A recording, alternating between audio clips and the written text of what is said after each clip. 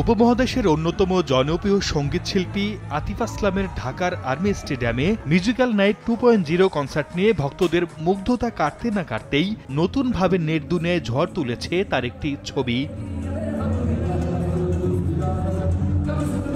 গত 29 November magical night 2.0 কনসার্টের জন্য নির্ধারিত সময়ের আগেই বৃহস্পতিবার সন্ধ্যায় বাংলাদেশের মাটিতে পা রাখেন 41 বছর বয়সী পাকিস্তানি গায়ক আতিফ আসলাম। ওঠেন ঢাকার একটি 5 তারকা হোটেলে। পরদিন শুক্রবার দুপুরে জুমার নামাজ আদায় করতে হোটেল থেকে বের হন এই গায়ক। তবে মসজিদের জায়গা না পাওয়ায় রাস্তার মাঝে জায়নামাজ বিছিয়ে আদায় করেন জুমার নামাজ। এ সময় তার মুখে মাস্ক থাকায় বিষয়টি আশপাশের মানুষ তেমনভাবে লক্ষ্য করেননি। সম্প্রতি নামাজের আগে জায়নামাজে বসে থাকার একটি ভিডিও সামাজিক যোগাযোগ মাধ্যমে ছড়িয়ে পড়ায় নেট দুনিয়ায় ঝড় উঠেছে। আতিফ ভক্তদের মাঝে তৈরি হয়েছে নতুন উন্মাদনা। তার মতো জনখ্যাতির একজন গায়কের এমন সাধারণ ভাব মানুষের কল্পনাতীত।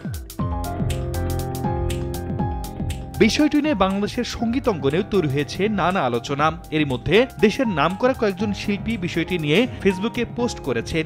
ঘুরি তুমি কার আকাশে ওড়ো খ্যাত সঙ্গীত শিল্পী লুৎফর হাসান তার ভেরিফাইড ফেসবুক কলে আতিফ আসলামের সেই ছবি শেয়ার করে বলেছেন, উপমহাদেশের মিউজিকের অন্যতম সুপারস্টার আতিফ আসলাম খিলক্ষেত মসজিদের জুমার নামাজ আদায়ের জন্য গিয়ে মসজিদে জায়গা না পেয়ে বাইরে জায়নামাজ বিছিয়ে নামাজ আদায় করেছেন। আর আমাদের দেশের কতিপয় মিউজিশিয়ান ও শিল্পী রাস্তায় নামাজের বিপক্ষে ফেসবুকে পোস্ট দেয়। ঘন্টার পর ঘন্টা জ্যামে থাকতে পারে, 15 মিনিট নামাজের জন্য তাদের সবকিছু ফেটে যায়। তবে ভাইরাল সেই ছবিটি আতিফ আসলামের কিনা তা নিয়ে সংশয় ছিল অনেকের। মিউজিক্যাল নাইট 2.0 কনসার্টের আয়োজক জানায়, জুমার নামাজ আদায়ের জন্য শুক্রবার হোটেল থেকে বের হয়েছিলেন আতিফ আসলাম। খিলক্ষেত এলাকার কোন একটি মসজিদে নামাজ পড়েন তিনি। ধারণা করা হচ্ছে সেখান থেকে কেউ একজন ভিডিওটি ধারণ করে সামাজিক মাধ্যমে ছড়িয়ে দিয়েছেন। ভিডিওটি আতিফ আসলামের বলেই নিশ্চিত করেছেন কনসার্টের আয়োজক।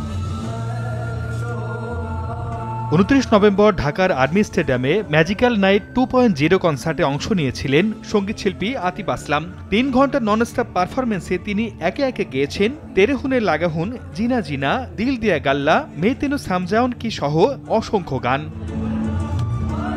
সরদার মোহাম্মদ আরিফ, সময় সংবাদ।